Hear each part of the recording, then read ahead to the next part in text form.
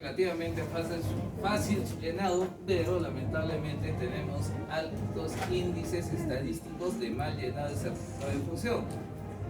Entonces, vamos a ver cómo es el llenado del certificado de función. Son documentos relacionados con el fallecimiento de una persona. En la época de la pandemia ha habido algunas modificaciones, resoluciones ministeriales sobre todo, acerca del llenado del certificado de función, acerca de el traslado de los cadáveres, ¿no? Y esto ha traído confusión en algún momento hacia el personal de salud, sobre todo para el médico, ¿no? Ahorita, por ejemplo, hay una denuncia de una colega que justo en la pandemia encuentra un cadáver en la calle, ¿no? Y el que notifica el hallazgo de este cadáver fue el policía. Entonces notificaban había un equipo de trabajo en el MINSA y también deberían notificar al fiscal. Entonces con el equipo de medicina legal verifican ese cadáver que no tenga signos de violencia y pasaba a ser expedido el certificado de defunción por el Ministerio de Salud. Pero en este caso solamente ha intervenido la policía, ha levantado su acta diciendo que no había ningún indicio de que esta persona haya fallecido por un hecho violento, ¿no? Y aparentemente era causa del COVID. Entonces comunican al Ministerio de Salud y el equipo del Ministerio de Salud, que estaba conformado por un antropólogo y un médico, acuden, expiden el certificado de defunción y listo, se lo llevan los familiares para velar. Cuando le van cambiando su mortaja, una mancha de sangre en la región del tórax derecho. No sabían qué era. Cuando ven, era una lesión cortante. Le han metido una puñalada. Inmediatamente notifican a la comisaría, notifican a la fiscalía, intervienen el cadáver y lo mandan a la morgue. ¿Quién se ha ganado el problema? Se ha ganado el problema la médico que emitió este certificado de función y el antropólogo. Ahorita están en una denuncia que el día 11, si no me equivoco, se empieza su juicio. Nosotros pensamos de quién es la responsabilidad, primeramente del policía, pero básicamente es del médico porque él o ella ha debido revisar el cadáver antes de emitir el certificado. Pero por situaciones de temor del contagio del COVID, y eso no solamente ha pasado acá, en Lima ha pasado otro hecho de una persona que se suicidó, justo fue los primeros días del COVID, estos habían llegado de España y tenían problemas la familia, ¿no? La pareja, el esposo sale del departamento y la chica se cuelga en la puerta del baño. Entonces interviene la fiscalía y en ese momento había mucho temor a contagiarse del COVID. Entonces, ¿qué hicieron en la morgue? Hicieron una exéresis, o sea, abrieron la parte de la tráquea, sacaron la muestra de anatomía patológica y se lo entregaron el cadáver. Este cadáver es trasladado a la ciudad de Huacho. Cuando le están cambiando la mortaja, se dan cuenta que no han hecho los cortes que se necesita hacer para una necropsia de ley. Inmediatamente comunican a la fiscalía, el fiscal interviene el cadáver y pide que se haga una necropsia médico-legal. Y los han denunciado los dos médicos que han expedido el certificado de defunción en la morgue central de Lima. Están con una denuncia penal porque no han cumplido una disposición de la fiscalía de hacer la necropsia médico-legal. Entonces hay que tener mucho cuidado con la firma de estos documentos, ¿no? ¿Qué tenemos con relación al cadáver? Tenemos el certificado de defunción general, que es para personas nacidas, jóvenes, adultos y todo aquel que haya respirado. Entonces se expide el certificado de defunción general. Tenemos el certificado de defunción fetal. Oficialmente se da cuando ha transcurrido, cuando es un feto viable. Obstetricia, ¿cuándo es un feto viable?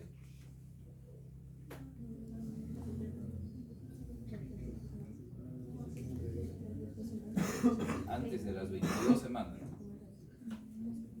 ¿Cuándo denominamos un feto viable?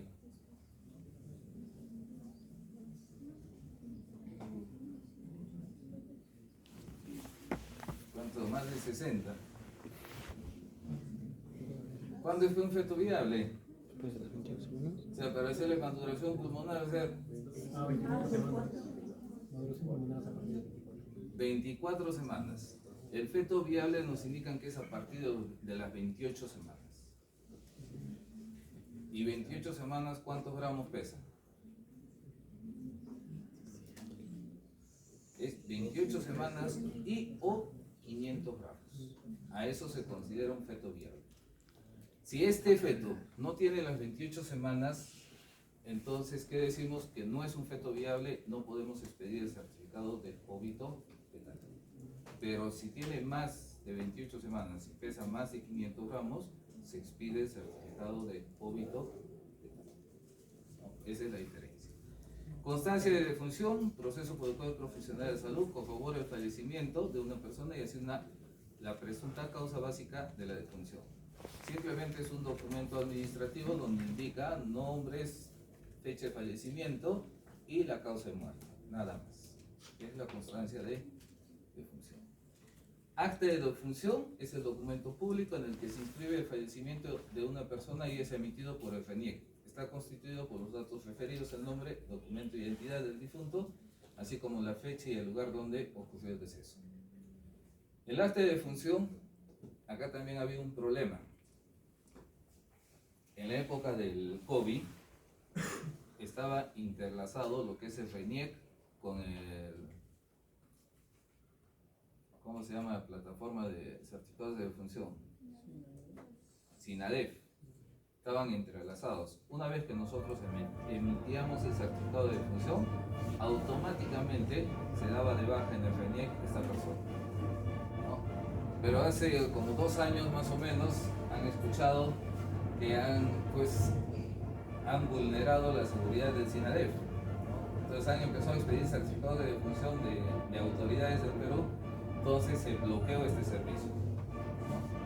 Entonces, ¿qué tenían que hacer? Tenían que darle el certificado de defunción físico al familiar y ellos iban y lo inscribían al RENIEC para sacar el acta de defunción. Y dice que hay 800.000 casos en el Perú, un aproximado, que no se han registrado como fallecidos. O sea, esos documentos, ese certificado que nosotros emitíamos en el médico emitido del fallecido, los familiares no los han inscrito. Entonces, el RENIEC está tratando de rastrear todos esos casos para actualizar su sistema de datos para las nuevas elecciones, porque si no, esos 800.000 pueden votar normalmente y tenemos un presidente de los muertos. Entonces eso ahorita están viendo. Pero hay ese problema que se ha suscitado en la época de la pandemia. ¿A qué se define una muerte extrahospitalaria? Es una muerte que está fuera de un establecimiento de salud. Cualquier lugar. Vía pública, domicilio, lugar de trabajo. Entonces, a eso se denomina una muerte extrahospitalaria. Muerte intrahospitalaria. Fallecimiento de una persona que se produce en establecimiento de salud, pudiendo ser por enfermedad o por muerte violenta o por causa externa. O sea, la cosa es que esté en un establecimiento de salud. El tipo de muerte se define posteriormente, ¿no? Muerte fetal intrauterina, lo que les decía, 500 gramos, no eran 24 ni 28, eran 22 semanas. 22 semanas de fallecimiento. Entonces, antes de las 22 semanas o que el feto pese 500 gramos, pues no podemos emitir el certificado de defunción de óbito fetal. A veces en los hospitales, ¿qué pasa? Viene una gestante con 20 semanas de gestación. Hay un aborto, se produce el aborto, sale el feto muerto. Entonces los familiares quieren enterrar ese fetito, ¿no? Y solicitan que se les expida un certificado de óbito fetal. no se puede. Porque la norma indica que debe pesar 500 gramos o tener 22 semanas de gestación. Entonces, alguna vez hubo un problema acá en salud, en el Hospital Central, que los familiares exigían para poderlo enterrar, pero no se puede dar menos de 500 gramos, peor todavía si no tiene 22 semanas. Los denunciaron por las radios, acá los familiares salieron por todos medios. Ellos desconocen, pero eso es lo que dice la norma. Profesional de salud que certifica el certificado de función general o fetal. ¿Quién es el encargado? Primero es el médico cirujano. Si ha habido necropsia, el médico legista. En casos de que sea un óbito, lo puede ser también la obstetriz o un recién nacido natimuerto. Lo puede ser la obstetriz. Una vez que ese feto haya respirado y fallezca, la obstetriz ya no puede hacer ese certificado de función fetal. Eso lo tiene que hacer el médico.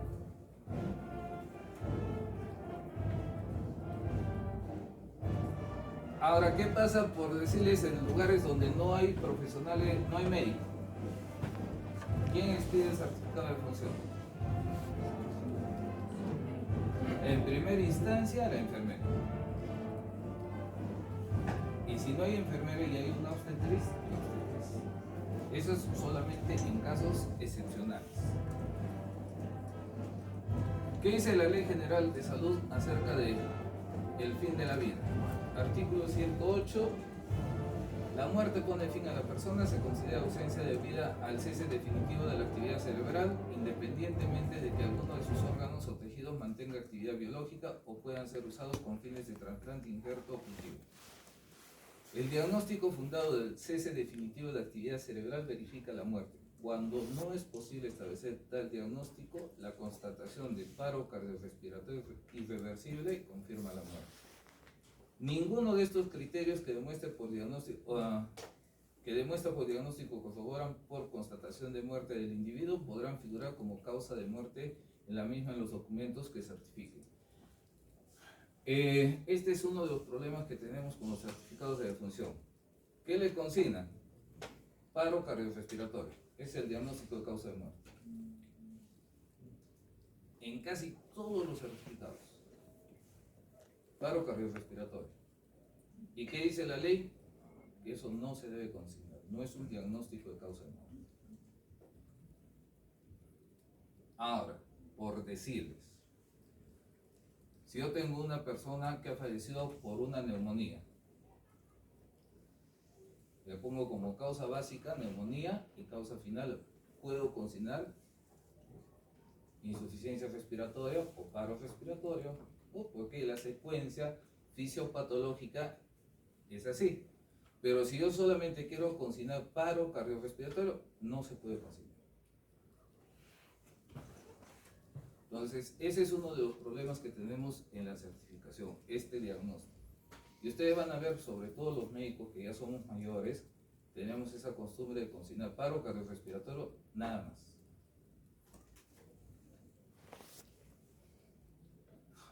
Objetivos del certificado de función. Se trata de una decisión médica que requiere de un especial trabajo de diagnóstico diferencial.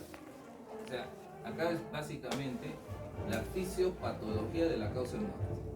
¿Dónde empieza? ¿Qué sigue? Y finalmente, ¿qué es lo que lo mata? O sea, son 3 fases. Ahora, no siempre van a encontrar 3 fases, ¿eh? Puede ser una, pero está correlacionado con el cuadro clínico de la persona. Se trata de un registro de usos múltiples, se debe considerar las recomendaciones alternativas y autópsicas cuando no se complementa el certificado de función. Cuando se trata de muertes violentas o muertes sospechosas de criminalidad, definitivamente se tiene que hacer necropsia. ¿En qué casos se exceptúan las necropsias médico-legales en caso de muertes violentas?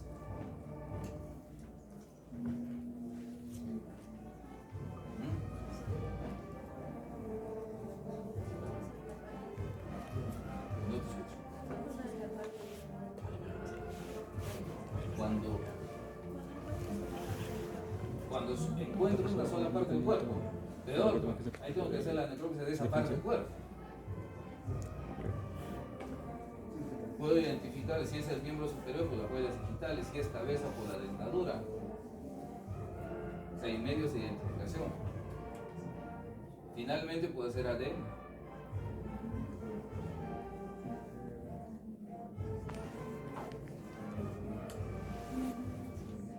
¿En qué se efectúa la necropsia médico-legal? ¿En qué muertes violentas? Les he dicho, la primera clase. Ya creo que vamos a salir a marchar, ¿eh? La buena la música. Solo se efectúa las muertes violentas en casos de hechos de tránsito que no sea el conductor. Se puede expedir el certificado de función con levantamiento de cadáver, presencia del fiscal y el médico legista. Una. Y la segunda, cuando se dan muertes por fenómenos naturales. Igual, tiene que estar la presencia del fiscal o del médico legista. Por ejemplo, cuando hay huaicos, se lo lleva el huaico, 5 o 6 personas las encuentran posteriormente, entonces compatibilizamos las lesiones y la causa de muerte y podemos expedir el certificado de función. No hay ningún problema, porque así está normado. Pero si de esos 5 cadáveres se encuentra uno que tiene un orificio de proyectil de arma de fuego,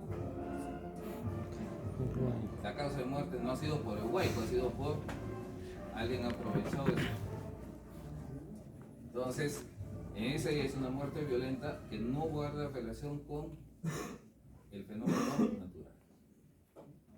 La otra pregunta que siempre viene es, sobre todo en las zonas de altura, cuando mueren por fulguración.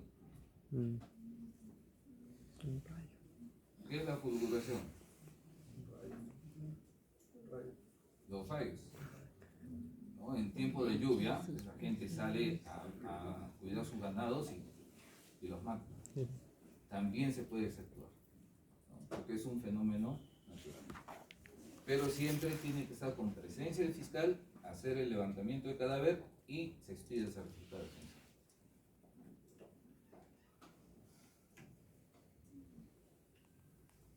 Tiene valor epidemiológico de primer orden, tanto que su aspecto individual como indicador de salud en la sociedad.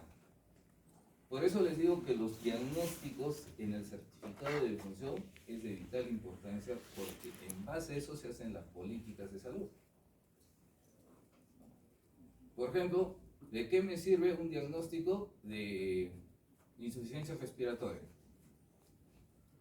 Si no tengo que esa persona, por decirles, ha tenido un cáncer previo, ha hecho un problema ¿qué se llama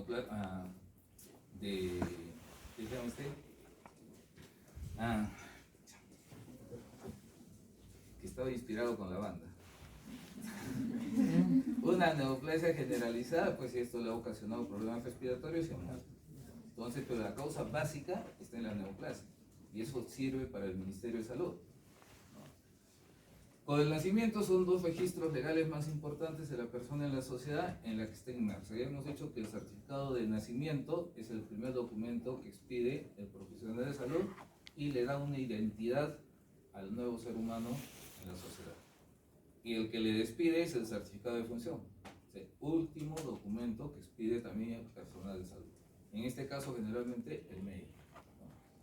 Produce consecuencias específicas en aspectos indemnizatorios y seguros de vida, sobre todo en aquellas personas que han contratado un seguro de vida, ¿no? Hay diagnósticos que a ellos, o sea, dentro su contrato indican pues que no puede tener esta persona porque si no, no les pagan el seguro, ¿no? Por ejemplo, una vez le habían puesto accidente cerebrovascular y el seguro no les reconocía porque decía accidente cerebrovascular, porque dice que las muertes relacionadas a accidentes no cubría ese seguro. Pero es que eso les dicen juegos del seguro, ¿no? Entonces hay que preguntar siempre a las personas si tienen algún tipo de seguro y no poner esos diagnósticos porque les complican la vida. Pues les pueden poner ruptura de aneurisma, punto, ¿no? Entonces evitamos a la familia sobre todo este tipo de trámites. Porque los seguros cuando ustedes contratan, pucha, les dicen les vamos a pagar esto, el otro y que muéranse mañana. Si se mueren mañana, le dicen no, que hay una cláusula que después de 30 días recién les cubrir el seguro. Entonces, hay que tener mucho cuidado con los diagnósticos, sobre todo cuando consignemos en un certificado de función. Pueden plantear responsabilidades penales y civiles, procedimientos judiciales posterior a la muerte, ¿no? Los familiares, sobre todo, lo que hemos visto durante todo ese tema de mala praxis. Es una referencia esencial de recuerdos familiares y recuperabilidad en la base de información que puede ser esencial y posterior. Por eso posee un gran contenido emocional y vivencial. Los diagnósticos que a veces consignamos nosotros, pues en el certificado de función, sobre todo en muertes violentas que trabajamos, ¿qué es lo que vienen los familiares a preguntarnos? Si en este hecho, en el trance de la vida a la muerte, esta persona ha sufrido mucho. Es una de las principales preguntas que tienen. Entonces, eso a veces, pues, los marca emocionalmente, ¿no? Porque alguna vez ha sido responsabilidad de una persona el cuidado. Dice, yo porque no he estado ahí, no lo he cuidado, entonces ha sido mi responsabilidad su muerte. Entonces, todas esas cosas, este documentito, pues, guarda, ¿no? Entonces, por eso hay que tener mucho cuidado.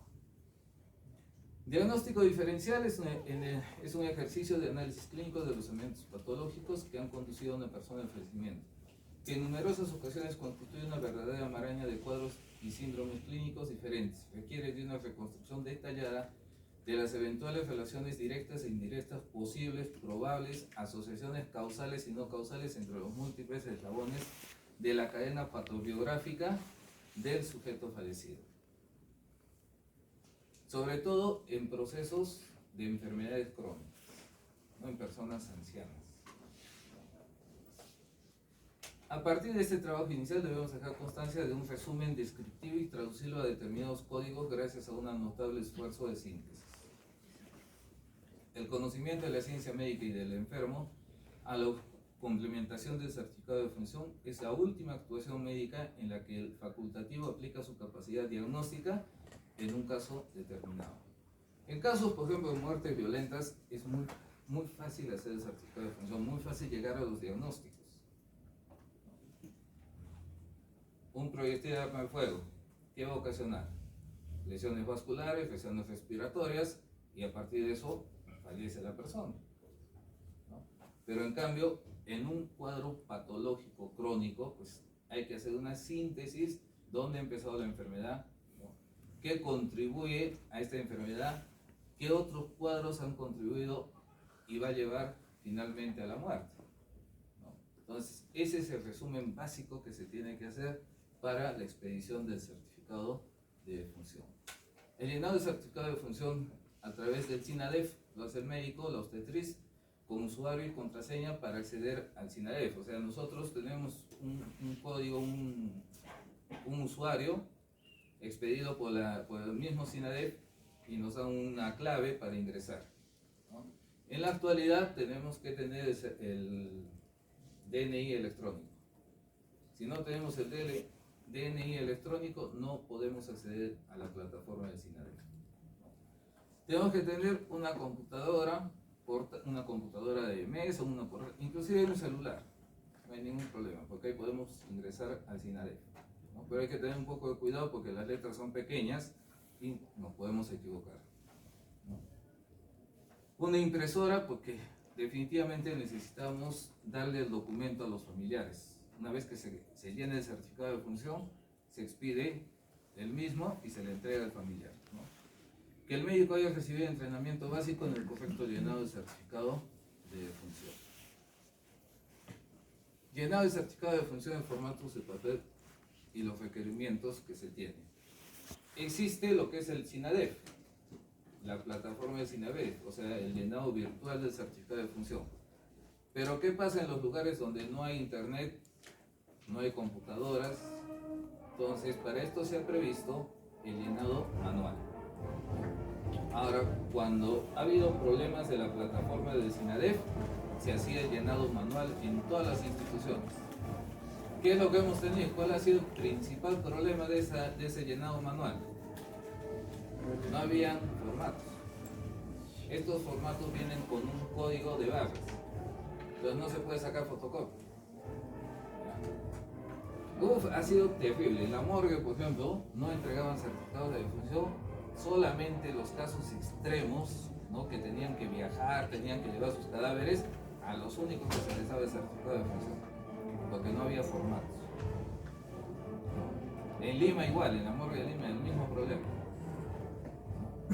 Entonces, porque todos estábamos deshabilitados de la plataforma de SINADEF, nos bloquearon a todos por los problemas que hubo. Entonces después han ido ingresando uno por uno, o sea, pero ingresaban cada 2 meses a un profesional y los registraban por todo lado, o sea, para tener el cuidado para que no vuelvan a hacer lo que había pasado anteriormente. Y este problema conllevó a que no se inscribían en el FENIEC. Pues eso es lo que ahorita se ha ido arrastrando todo este tiempo. Después, disponibilidad de stocks de formatos, ya les he dicho que a veces hay problemas con eso, y que el médico haya recibido entrenamiento básico por parte de las universidades o el Ministerio de Salud del correcto llenado del certificado de defunción. Entonces, ya nosotros por eso hemos tomado este tema como un capítulo aparte. ¿Qué dice la resolución del 26 de febrero del 2024, el año pasado? La directiva acerca del procedimiento para certificación para el llenado de certificados de defunción. Como les digo, cuando empezó la pandemia había un caos de información. Han salido muchas resoluciones con el fin de facilitar la expedición y la entrega de cadáveres, ¿no? Al comienzo se dijo, pues la ministra de Salud dijo que todos los cadáveres que se sospechaban que habían muerto con COVID iban a ser cremados, ¿no? A nivel nacional. ¿Cuántos crematorios teníamos en esas veces en el Perú? En Lima había 3 y en provincias había 4, o sea 7. Más de 200.000 cadáveres. Échenle pluma 3 a 4 horas por cada cadáver. Hasta ahora habíamos seguido cremando nuestros cadáveres. Entonces, es el desconocimiento de nuestras autoridades, porque ellos pensaban que entraba el cadáver y salía y 2-3 minutos ya estaba polvo, ¿no? Demora más o menos un promedio entre 3 a 4 horas la cremación de un cadáver.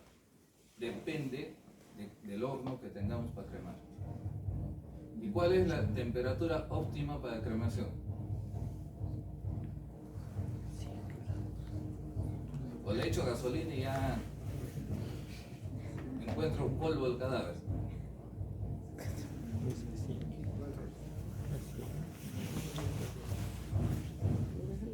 ¿Cuánto es la temperatura óptima?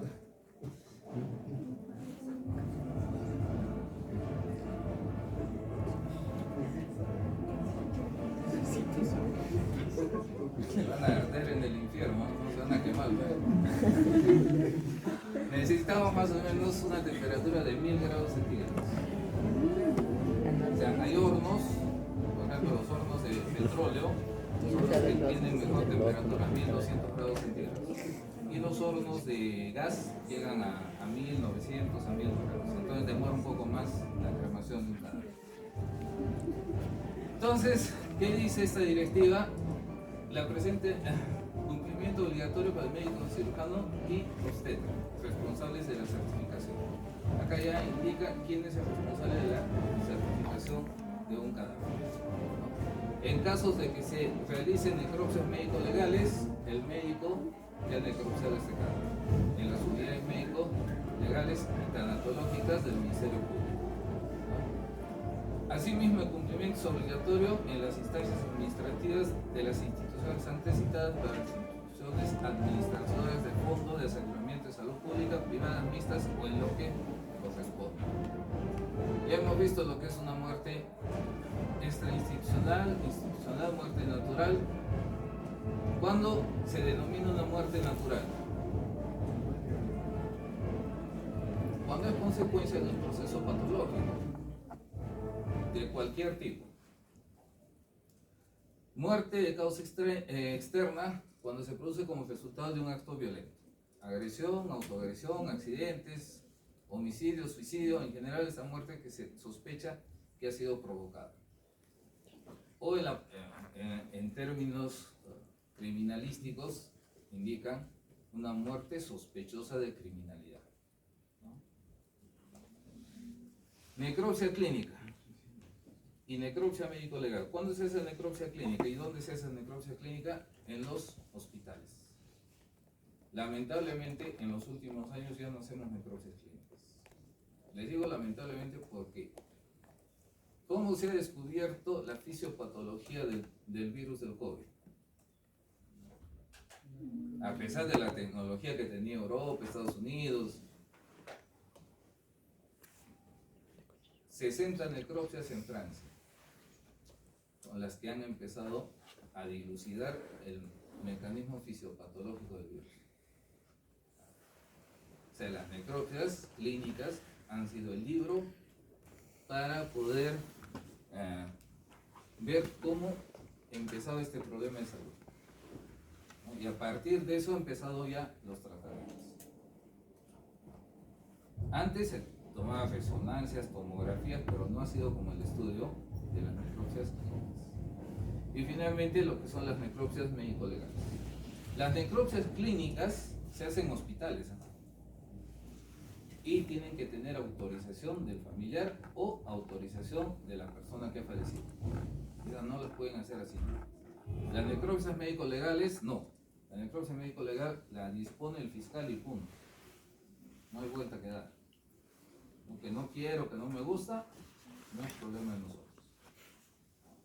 Es bien duro, porque a nadie nos gusta pues, que después de que una persona fallezca de una forma violenta, pues, se tengan que cortarle, ¿no? Pero eso dice la ley, ¿no? Certificación general. El certificado de función general es el procedimiento en el cual el médico cirujano verifica la ocurrencia de la muerte de una persona, establece las causas de defunción y emite el certificado de función. Ese es el problema que les decía de esta doctora en el COVID. Lamentablemente ella no ha verificado el cadáver. Se ha hecho llevar por el informe de la policía. Y ahora está en un proceso legal. Porque ella ha firmado ese documento.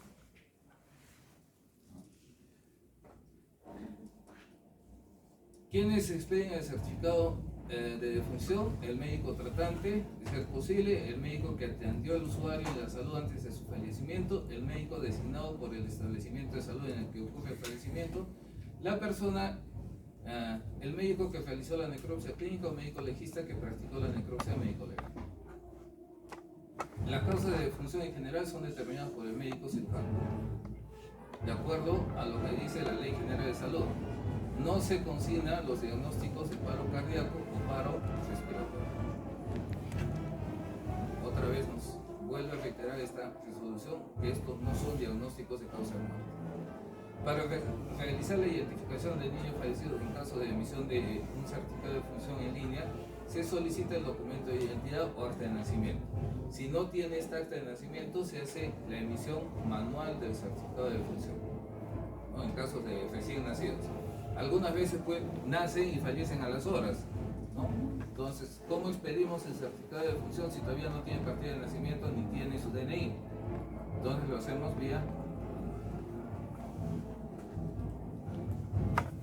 Para emisión de certificado de función en localidades donde no encuentran profesionales en salud, se establecen las siguientes excepciones. Certificado de función general es hospitales realizados por otro personal de salud diferente del médico cirujano o obstetra. De manera excepcional solo se emite utilizando certificado de defunción de forma en formularios de papel. En localidades a nivel nacional que no encuentren con médico cirujano, la emisión del certificado de función general podrá ser realizado por otros profesionales de salud excepcionalmente. En localidades que no cuenten con profesionales de la salud, la emisión del certificado de función general podrá ser realizado por el técnico asistencial o técnico que trabaja en los puestos de nivel 1. O sea, ellos pueden expedir el certificado y también lo expiden en forma manual. Ellos no ingresan a la plataforma del SINADEF. En localidades a nivel nacional que no cuenten con médicos cirujanos obstetristas, la emisión del certificado de función fetal podrá ser realizado por profesionales de salud quien solamente registra el certificado de función que constató la muerte. Igualmente puede ser la enfermera o el técnico. Certificación de la muerte por causa externa. Todos los casos, ya hemos dicho, por causa externa pasan a la necropsia médico-legal. Se exceptúa en dos tipos de muertes violentas. Certificación de muerte intrainstitucional. La causa de muerte que ocurre cuando el médico tratante se encuentra disponible debido a la causa justificada.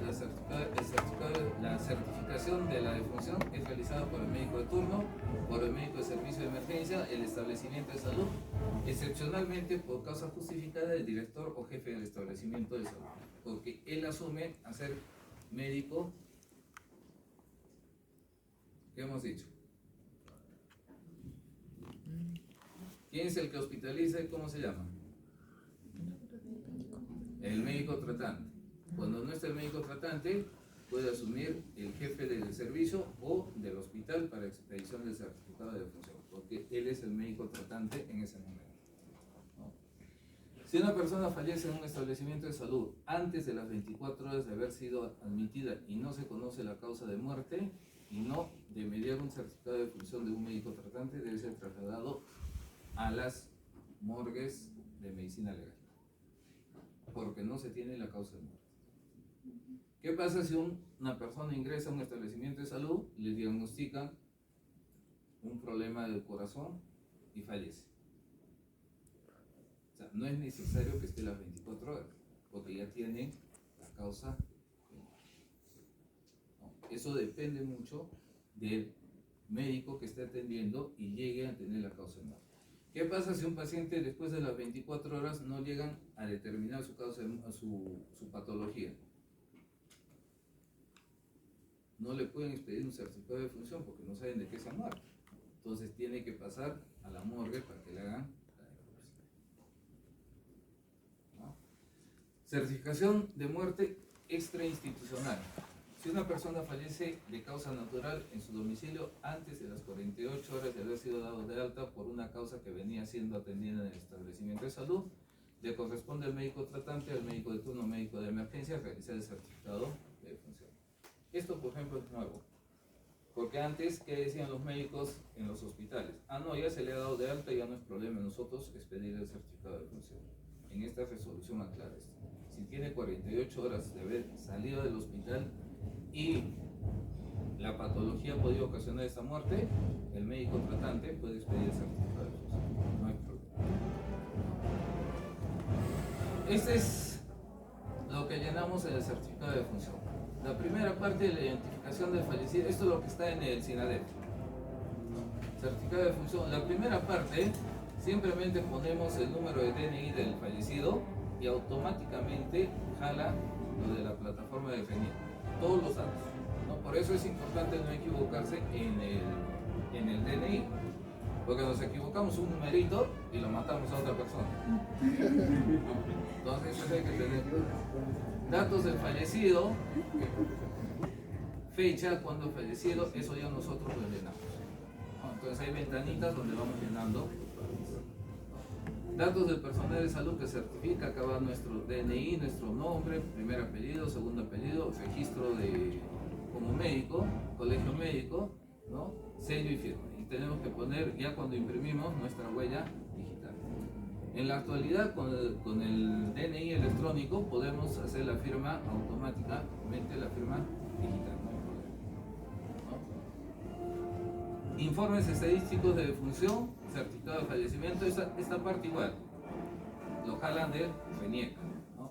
Datos del fallecido, datos de la persona que certifica. O sea, esta parte se va, esta mitad del certificado se va a estadísticas del Ministerio de Salud, ¿no? Ellos registran estos datos que están. Esto también debería ser automático, igual que para el FENIEC. O sea, para tener una certificación, pues, de los documentos en línea, pero no, todavía esto ellos lo ingresan a su base de datos. Y finalmente acá nosotros ponemos la causa de defunción. ¿Por qué ha fallecido? Pueden ser tres las causas, la causa básica, intermedia y final. O finalmente puede ser una. Nada más. ¿No? Lo que le han matado. Y todo esto va codificado con el CIE 10. Y esta es la forma de llenado de la forma manual, el registro de forma manual. Es igual, pero acá nosotros tenemos que llenar todo con lapicero. Lo que nos piden es que utilicemos lapicero azul. Igual llenamos todos esos datos, porque acá sí tenemos que llenar datos donde ha fallecido, establecimiento y todo, pero todo es manual. Y finalmente tenemos las causas de muerte, en la parte final. Y nuestros datos van en esta zona. Estos datos personales. ¿Quién está expidiendo el certificado de defunción? Este es un resumen de lo que hemos visto. Antes que nos gane el tiempo, vamos a terminar esto. Médico que le corresponde certificado por causa externa. En todos los casos de muerte por causa externa, ya hemos dicho que se realiza la necropsia médico-legal, exceptuando en dos circunstancias. Lineamientos generales para que los médicos complementen el certificado de defunción. Constatar la defunción y complementar personalmente el certificado de defunción. Utilizar toda la información disponible sobre la persona fallecida. Revisar la historia clínica completa, todas las hospitalizaciones y atenciones por consulta externa, exámenes auxiliares, notas de ingreso, a emergencia, etc. Y sobre todo emplear una letra legible en los certificados que son manuales, ¿no? Por ejemplo acá, ¿qué dice? Enfermedad crónica, insuficiencia renal, infección urinaria, anemia crónica. Todavía se entiende, ¿no? Entonces, a nosotros ¿qué nos interesa? La parte de las causas de muerte. Empezamos por lo que es la causa básica de defunción. Enfermedad o lesión de inicio de cadena que inicia la cadena de acontecimientos patológicos que condujeron directamente a la muerte y las circunstancias del accidente o violencia que produjo la lesión fatal. O sea, ¿dónde ha empezado este problema de su salud que le va a conllevar a la muerte? Causa de la intermedia, hablamos de aquellas enfermedades de estados morbosos o lesiones que produjeran la muerte o contribuyeron a ellas, circunstancias de accidente de la violencia que produjo dicha lesión. Y finalmente, la causa final de muerte, desaparición permanente de toda evidencia de vida en cualquier momento después de ocurrido el accidente. Este es solo que se llena en el certificado manual, ¿no? Tiene los datos personales acá también se llena qué tipo, si ha habido necropsia, no ha habido necropsia, si es óbito, no es óbito, entonces un certificado completo. Acá básicamente es lo que nos interesa a nosotros. La causa básica, la causa intermedia y la causa final de muerte. ¿Se debe realizar o no necropsia médico-legal? A ver, veamos este caso. Un adulto mayor, 80 años, de sexo masculino, con antecedentes de Alzheimer desde hace 5 años. La noche del 25 de marzo de 2025, los familiares le dan sus alimentos a las 18 horas, posteriormente le hacen dormir. A la mañana del día siguiente ingresa a su habitación y notan que no respiraba, observan restos alimenticios en cavidad oral.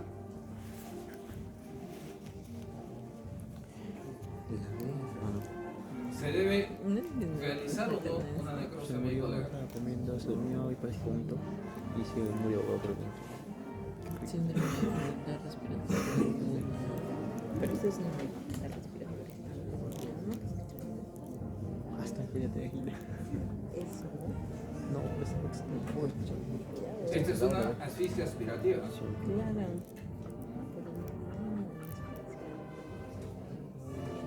¿Por qué no y por qué sí? O sea, Ustedes cuando hagan su salud, chicos, se van a encontrar con este tipo de casos. Es muy frecuente ver este tipo de casos. Y es un dilema para el médico.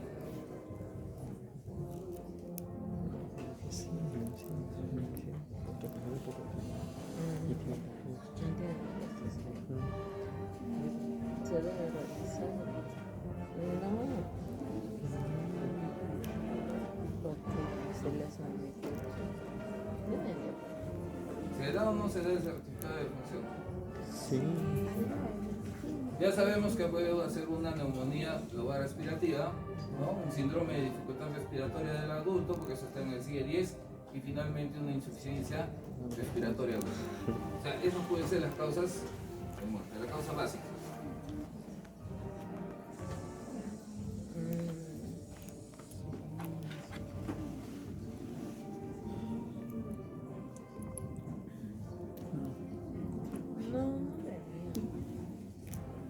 Yo pienso que no. Alzheimer, mayor de edad. Y una consecuencia que parece directa del Alzheimer. Me parece natural. Miren, si yo le pongo estos diagnósticos, no le hago necropsia. ¿Por qué? Por el antecedente patológico que tiene esta persona. Es un trastorno neurológico que puede condicionar a que esta persona pues le produzca este tipo Es natural. de muertes. Pero si acá abajo yo le pongo asfixia aspirativa, Para mí ahí parece sí algo natural. falla. No es algo. Porque el hecho de una asfixia aspirativa es una muerte violenta. ¿Nunca has visto? Entonces con eso me estoy poniendo la soga al cuello. Esa es la diferencia en este caso.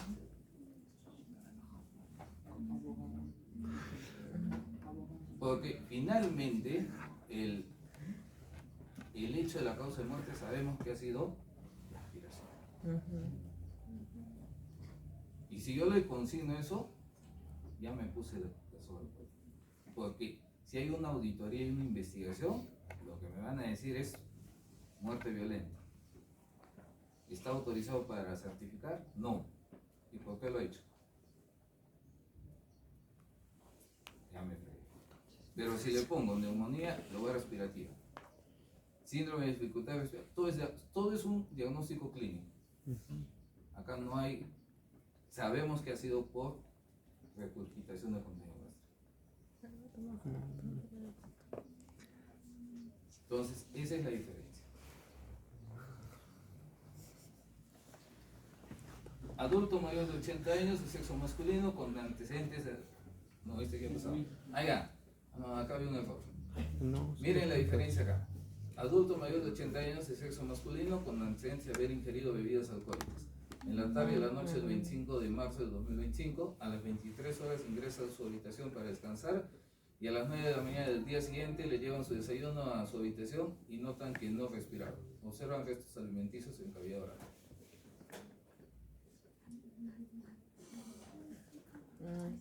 Acá, ¿debo o no debo hacer la necropsia médico-legal? Acá, de hecho, acá no se salva. Por dos cosas. Una, la ingesta de bebidas alcohólicas. No sabemos qué más ha tomado. No, puede ser alcohol metílico, puede ser alcohol etílico, ¿no? Que le ocasionó la muerte. ¿Cuántos gramos de alcohol tenía en el momento que ha fallecido? Si tiene pues 0.4, 0.3, pucha, decimos, o sea, ¿cómo se ha aspirado esta persona? Pero si tiene 4 gramos de alcohol, o sea, ha estado viviendo ya por gusto. Entonces cambia inclusive las causas de muerte. Entonces en este caso ya ni toco para hacer para expedir el certificado de defunción. Simplemente comunico a los familiares que den parte a la policía al fiscal, para que lo lleven para su necropsia. En este caso, no hay mayor problema si manejamos el diagnóstico. Ahora, ¿con qué otro problema nos encontramos en las comunidades o cuando salimos a hacer el serón? Que la gente no quiere que les hagan necropsia a sus familiares. Por dos factores. Uno es el problema cultural. Y dos, es el problema económico, porque tienen que trasladar hasta la provincia y eso es un gasto para la familia. Entonces, si nosotros vamos y les vamos a enfrentar, no, y punto, yo no despido, olvídense, ustedes van a vivir ahí un año. Entonces, hay que saber manejar estas cosas. Esta es una de las preguntas que vienen siempre con los chicos que están haciendo su cerebro. O sea, todo que tengo este problema, escucha, entonces tratamos de buscarle un diagnóstico que no les comprometa. Entonces, y se puede manejar así las cosas. Entonces, eso simplemente es ya de conocimiento y buscar una solución.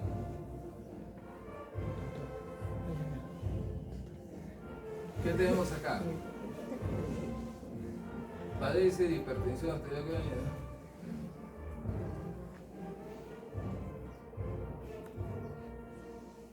¿Cuál es la causa de muerte? La causa básica. Neumonía, complicación.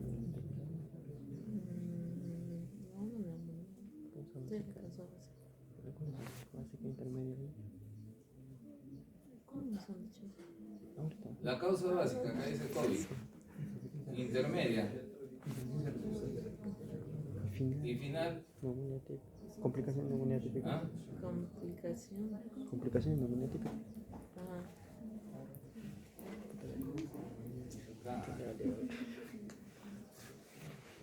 La causa final, la causa básica. Y tenemos la hipertensión crónica como enfermedad coadyuvante. Pues ya lo he escuchado. Entonces, esta persona padecía de una hipertensión crónica. Le ha venido el COVID, enfermó con el COVID, hecho una neumonía típica y finalmente una sepsis. En ese orden se consigna la causa. La básica siempre va abajo, la intermedia y la final. O sea, esta sería la C, la B y la A. Está así en el sistema.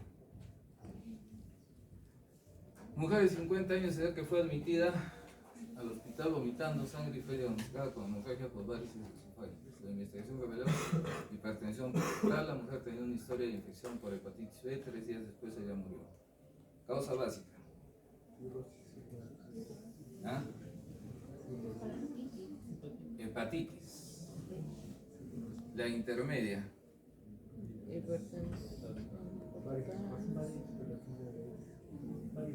Las varices. La hipertensión. Y la final, la hemorragia. Hepatitis B como D. Son 4. El formato tiene 4 acá. La primera siempre es donde empieza. Hepatitis B. Cirrosis hepática. Hipertensión portal y hemorragia varices esofágicas. O sea, puede haber 4, ese es el top. Puede ser 3, puede ser 2 o puede ser 1. O sea, no es necesario siempre que tienen los 4. Eso depende de la patología que tengan. ¿No? Y finalmente, una enfermedad coadyuvante. ¿No? En este caso no tenemos. Un hombre tenía el diagnóstico de adenoma de próstata, presenta hipertensión secundaria a pielonefritis crónica. Desde hace 5 años fue diagnosticado con diabetes mellitus y muere de hemorragia cerebral. ¿Cuál es la básica? Hipertensión secundaria. Hipertensión, pielonefritis y hemorragia cerebral. La básica, dicen adenoma de próstata. La intermedia. Básica no sería hipertensión. Se va a generar pielonefritis. Y la pielonefritis trivial se mata. Podrían ser las dos. La diabetes de hemorragia. La diabetes de hemorragia. La de muerto. Pero es la básica. Es que contribuye.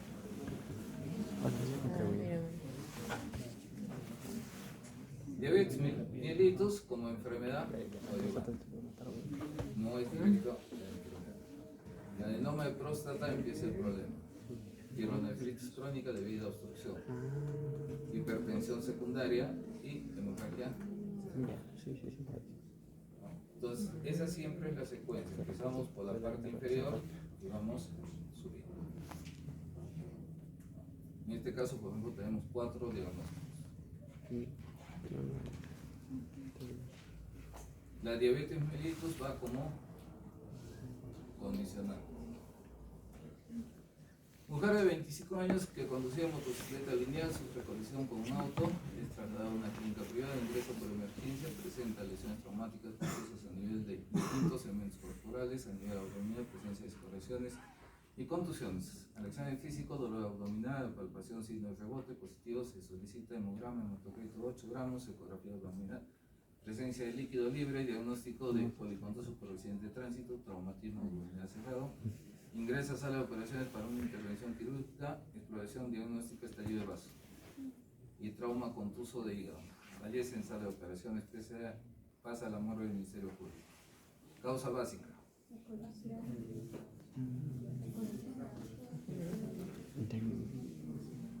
Traumatismo abdominal cerrado. Causa Accidente. básica. Sí, el trauma, el accidente. El accidente que causó el traumatismo causó esto.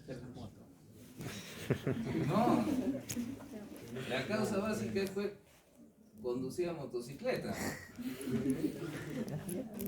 Claro, pues ustedes buscan el CIE 10, ahí dice pasajero de asiento posterior, conductor de vehículo, y todo está con el CIE 10. Y ahí empieza la causa de muerte. Sí. Justamente para eso nos sirve que los datos No estadísticos. sería conducir, sino un accidente con moto. ¿Para qué le damos el certificado de función? Justamente uno Traumatismo de los abdominal puntos que son cerrado. los datos Luego estadísticos. todo eso. ¿No? ¿Ah? La falla multiorgánica. Ahí está. Ya, yo equipo bueno. Sí. Motociclista lesionado en colisión con coche buscando. 23. Carajo. Constricción externa del pared abdominal, S30, punto 8. Desgarro grave del vaso, S36. Y shock hipovolémico, F57. Todo está codificado en el CIE 10. Y así es como se llena el certificado de función.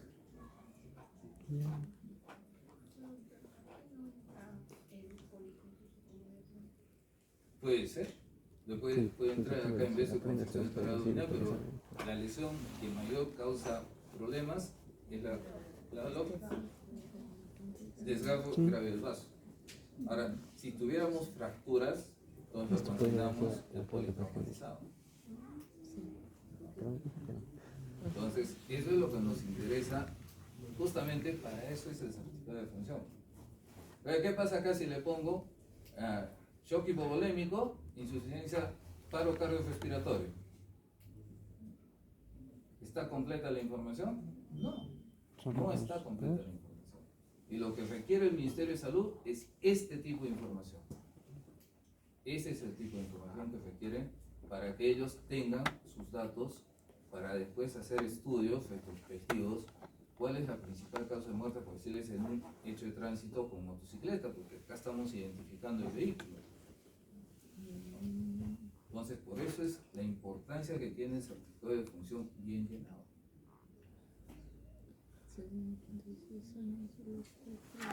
Un hombre de 56 años de edad presenta dolor precordial intenso, por lo que es conducido por sus familiares a la emergencia, le realizan un electrocardiograma y le realizan exámenes de nivel de enzimas, confirmándose el diagnóstico de infarto agudo miocardio. El paciente fallece a las 3 horas de haber iniciado los síntomas. Durante la entrevista, los familiares se indican que el paciente no sufría de ninguna enfermedad y no tomaba de manera regular ningún medicamento y había acudido al médico en los últimos 5 años.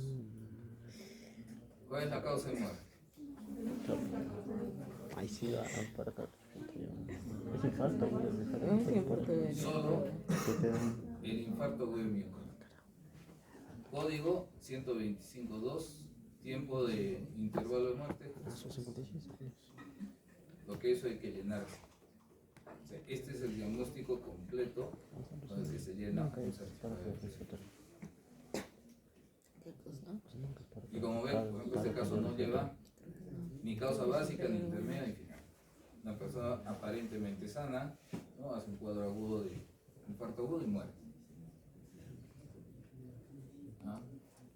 Parturiente, 23 años, tercera gestación, un parto, un aborto, 10 controles prenatales desde enero, hospitalizada en el 28/9 del 97 a las 2 horas, con historia de gestación en curso 40 semanas, trabajo de parto, presentación cefálica, dilatación cervical 6 centímetros, presión arterial 110/60, dio a luz a las 5 horas con 45 minutos del mismo día, a las 8 horas se detectó hemorragia postparto, por lo que sometida a histerectomía subtotal, falleciendo a las 9 horas con 40 minutos, posoperada.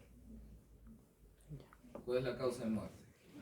Básica, histerectomía que produjo hemorragia que causó shock power. El shock hipovolémico es la causa final.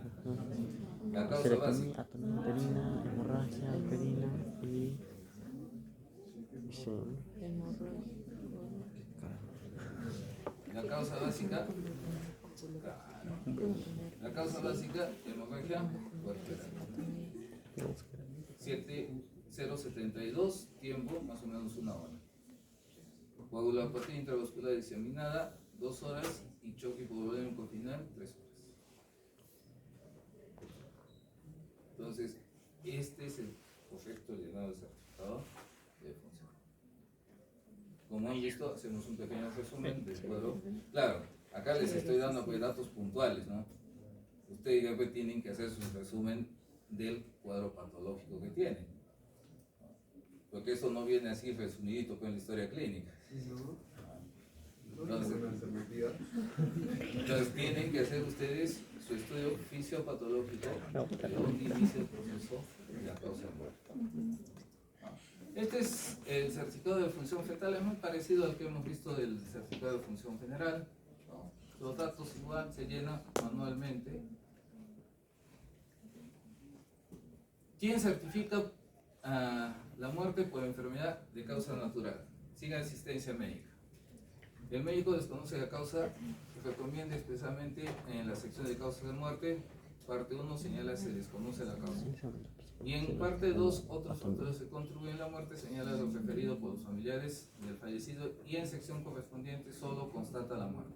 Otras causas mal definidas y no especificadas de mortalidad, causa desconocida de mortalidad, está codificada en el CIE 10 como F99. Pero ¿quién va a expedir un certificado si no conoce la causa de muerte? Nadie. Si no sabes la causa de muerte, pasa a la necropsia médico-legal. Listo. Pero esto está en el manual y también está en el CIE 10. Esto está.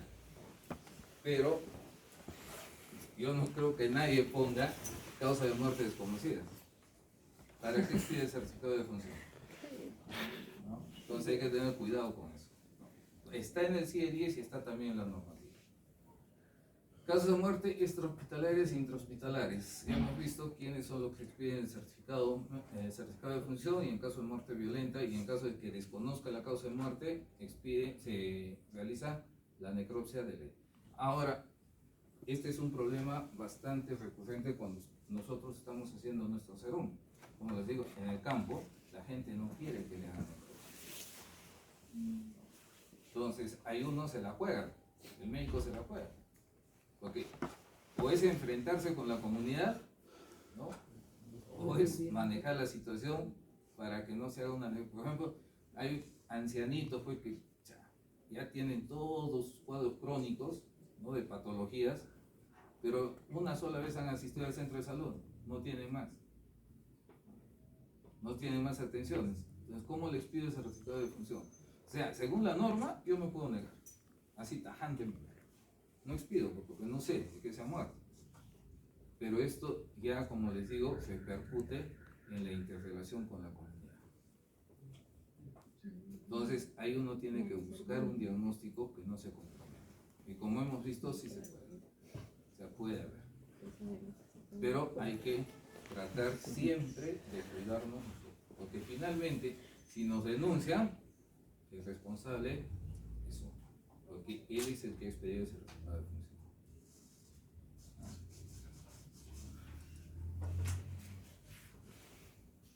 Lista de causas que se deben evitar como causas básicas y especificaciones requeridas para las causas de defunción. O sea, estos son los diagnósticos que no debemos utilizar directamente, básicamente. Toda esta lista de diagnósticos. La plataforma es el SINADEP. Ahí ingresamos, ahora ustedes ya se colegian, inmediatamente tienen acceso a esta plataforma para que pidan certificados de defunción. Y es bueno siempre que soliciten su clave para que cuando salgan puedan expedir los certificados de defunción que sean requeridos. Terminamos, nos falta una tarjetita. O sea, Tenemos unos minutos. 5 y 4. Lo voy a seguir torturando con... Tengo que ir rápido en mi casa. Esto tiene volando. Era malo. No joda que va así. Ah, su chato 10 personas ya no quiero, por favor. No sé si tienen alguna pregunta sobre certificado de defunción.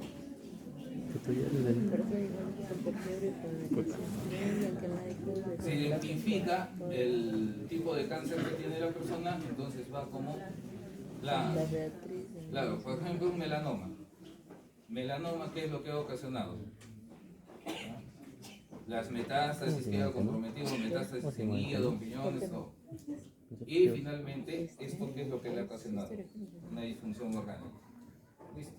Tienes tres, o simplemente puedes tener dos, la básica y la final.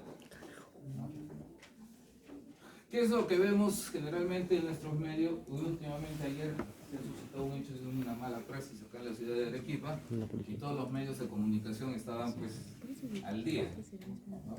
Entonces, lo primero que aparece son los medios, en los medios de comunicación y ahora en las redes sociales, ¿no? Que ese desgraciado mátenlo, ese médico es un imbécil, seguro que estudia en la Católica. Lean los comentarios. Viable. Seguro que es alumno de la Católica, egresó de la Católica. O sea, Entonces, esto esas envidias son factos. Son factos. no es reciente, pero en estos últimos años ha ido aumentando. Hay factores que han influenciado en el aumento de este tipo de denuncias. Uno de los principales es la interacción médico-paciente. O sea, la mala relación médico-paciente. Ya. ¿Quiénes son los más propensos a caer en esa mala relación médico-paciente? ¿Los varones o las mujeres? Los varones. Los varones. La mayor cantidad de denuncias se da al sexo masculino. La mujer es más convincente, ¿no? Pone su carita de triste y lo convence al paciente. En cambio, el varón tiene una cara de ogro que no va a convencer a nadie, ¿no? Entonces, ese es uno de los problemas que tenemos. Entonces, estadísticamente, los varones son los que más denuncias. Sí. Esta es la triste realidad por la que vamos a trabajar a un establecimiento de salud. Siento que no sé. Ojalá hoy día pues no termine con un proceso legal.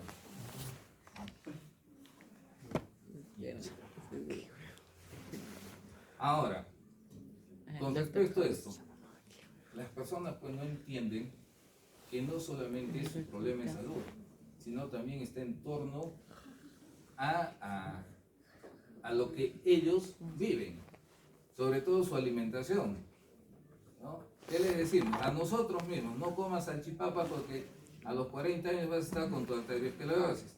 No seguimos metiendo de salchipapa, salimos de acá y nuestra porción de salchipapa. Y a los 40 años terminamos con una hipertensión, ¿no?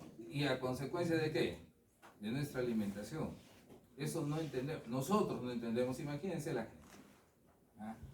Entonces, es bien difícil trabajar en eso. Es más, cuando ustedes vayan al hospital, pues que hagan su internado, pacientes que están con la glucosa volando, les dicen que no ingieran nada de harinas, porque tienen que estabilizarle su glucosa para hacer una intervención quirúrgica.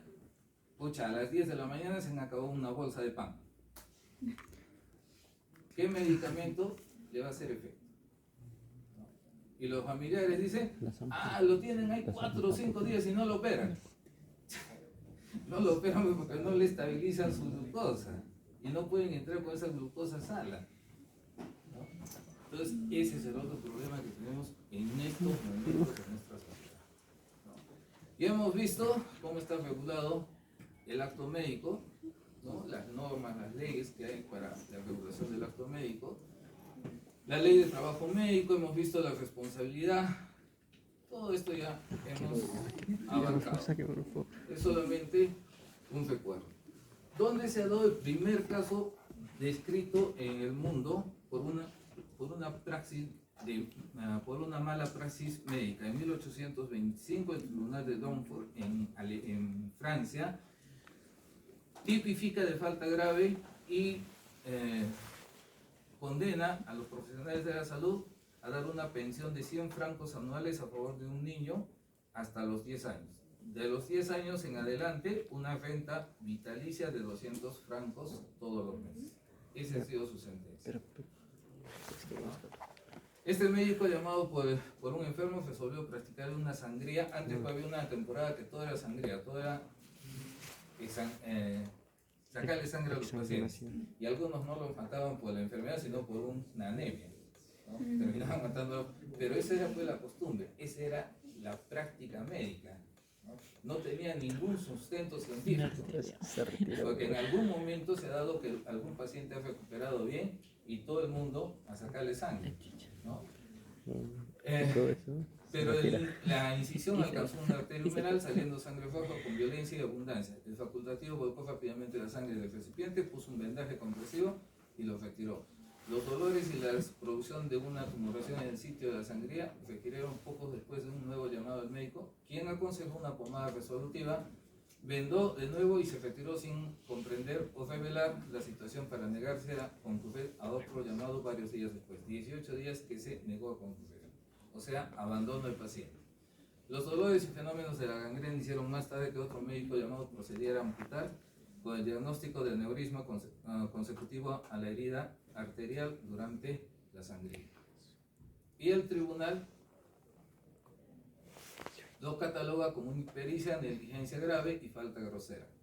La apelación de la Corte de Casación confirmaron la sentencia, pero el dictamen del fiscal general Duque rebatió todas aquellas razones de apelación y dio precisiones doctrinarias aplicables al caso. Su dictamen, por su valor histórico y jurídico, es la pieza judicial más importante en cuestión de lo que es mala praxis. Enunció una teoría que se utiliza en algunas sentencias. No se trata de saber si estos casos se han dispuesto a propósito o no, si se debían tener resultados favorables, habilidad, según tal o cual proceder hubieran tenido éxito, ya que son cuestiones científicas y no pueden constituir casos de responsabilidad civil, desde el momento que haya desidia, ignorancia de las cosas que debería saber. Se incurre en responsabilidad del derecho común y queda abierta la competencia de la justicia. O sea, ya les he dicho que no se buscan resultados. Lo que se busca es la atención del paciente. Y básicamente tener presente lo que es la lex artis ad hoc.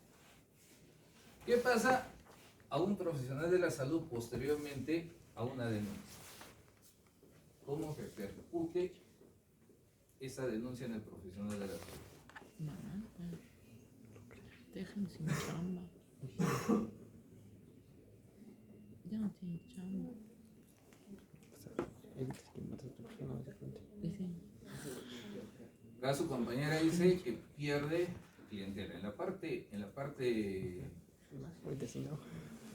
la parte privada, pues el hecho de que salgas en un periódico en primera plana como médico negligente, olvídense, ya no tienen ni un paciente. O sea, eso es uno. Pero ¿qué pasa cuando llega la notificación que tienes una denuncia por homicidio culposo? El médico no sabe qué es homicidio culposo. Lo primero que va a decir, ¿a quién he matado? ¿No? ¿De quién me acusan? ¿Qué? ¿Qué es esto? ¿No? Sí, O sea, no entiende esas palabras, esos términos legales que tiene la documentación con la que viene. Y le mandan encima las declaraciones de la persona que está denunciando. donde dice que el médico pues no le ha atendido, que cuando le han ido a preguntarle les ha alargado, que por aquí, que por allá. Si el médico dice, ¿yo cuándo he hecho esto? ¿No? Y algunos pues han podido hacer, reconocen su error. Pero para ser inculpados en un homicidio culposo, pues, ¿qué es esto? Y finalmente, ¿cómo pasa esta primera fase?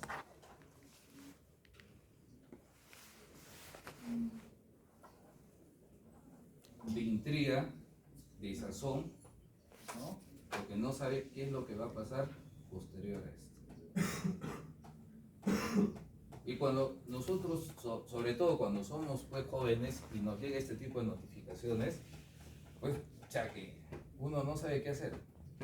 Yo les hablo por experiencia propia. Yo cuando estaba haciendo mi salón,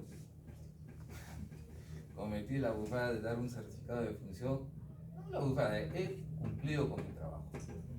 Pero yo nunca pensé que esto me iba a implicar un proceso legal, ¿no? Era un pacientito, un anciano, que lo atendimos en el centro de salud, lo hospitalizamos, estuvo como 3 días con una neumonía.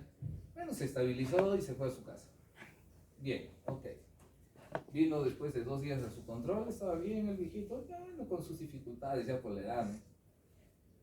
Y pasaron como 5 días después de eso, una mañana llego al centro de salud y los familiares todos ahí, o sea, de negro.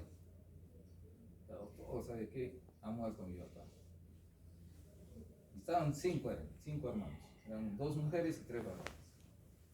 Bueno, pasamos al consultorio y ya les expliqué, ¿no? Que ha sido por el problema de su enfermedad que tenía, se ha complicado. Pues, y ellos también estaban tranquilos en ese momento, no había ningún problema. Entonces agarré y expedí el certificado de función. Llené el certificado, saqué su historia clínica, todos los datos, llené el certificado, se los entregué y se fue. Pasaron como unos 6 meses, 7 meses, y una tarde, casi a las 3, 4 de la tarde, se me llega una notificación de la fiscalía que estaba denunciado por complicidad de un homicidio. Yo no entendía nada de esas cosas, es decir, ¿con quién he ido a matar a quién? Puede que Y sí. en serio, yo no les miento, esa noche no he dormido, porque estaba pensando de qué se me acusaba, ¿no? Y solamente te llega fue la notificación así, en crudo. Al día siguiente, 5 de la mañana, el primer carro que salía a la provincia, ya me fui, llegué a la provincia donde estaba la fiscalía. Tenía una amiga que era abogada, que trabajaba ahí, o sea que me fui a sentar a su oficina y hasta que venga a las 8 de la mañana. Llegó y le muestro los documentos. Le digo, mira, ¿sabes qué? Me han denunciado y me están notificando para cada 15 días que me presento. ¿Pero qué haces? No sé, pues le digo, yo no sé de qué me estoy, que yo soy cómplice de un homicidio, yo no he matado a nadie, yo no me acuerdo al menos. Bueno, vamos a la fiscalía, se apersonó como mi abogada, ¿no? Pidió la carpeta, conversamos con la fiscal. ¿Qué había sido? Había sido ese hombrecito. ¿Qué ha pasado? Este señor tenía sus bienes. En el momento de la repartición pues, no estaban de acuerdo unos.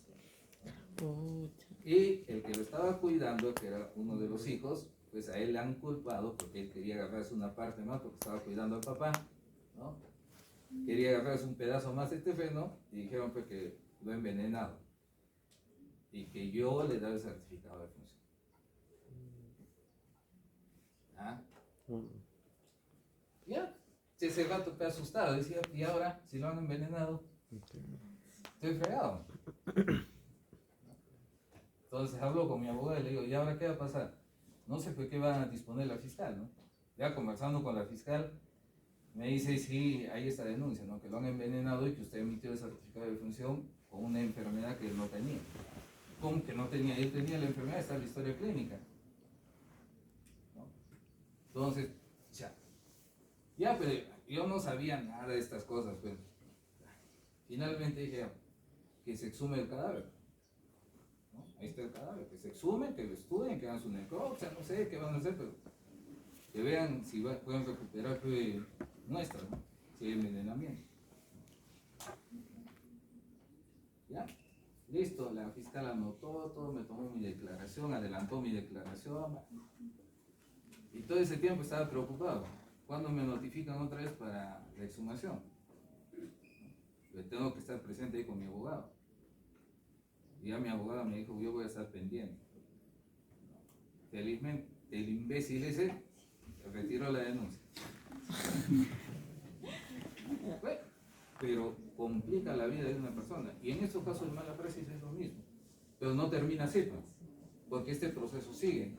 Y esto condiciona a que el personal de salud, el médico sobre todo, pues conlleve un problema emocional que puede, ¿no?, trascender, inclusive somatizando su problema.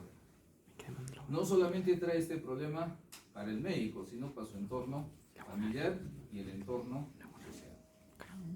Y finalmente este médico, ¿cómo termina? Sea culpable o inocente. Desconfiado, no quiere atender pacientes, busca a los pacientes más fáciles. ¿Por qué? Por este problema, porque a todos los pacientes los ve que son potencialmente personas que lo van a denunciar. Y ahí nace lo que es la medicina defensiva. Este médico empieza a solicitar exámenes auxiliares en demasía y encarece los procesos de salud. Por ejemplo, pide tomografía, resonancia, exámenes de laboratorio, todo. ¿Pero por qué pides? Por si acaso. ¿No? Eso es confianza. Entonces, ¿esto en qué va a repercutir? Que las atenciones de salud suban para... Eso sería todo, chicos, con esta parte. Terminamos el tema felizmente.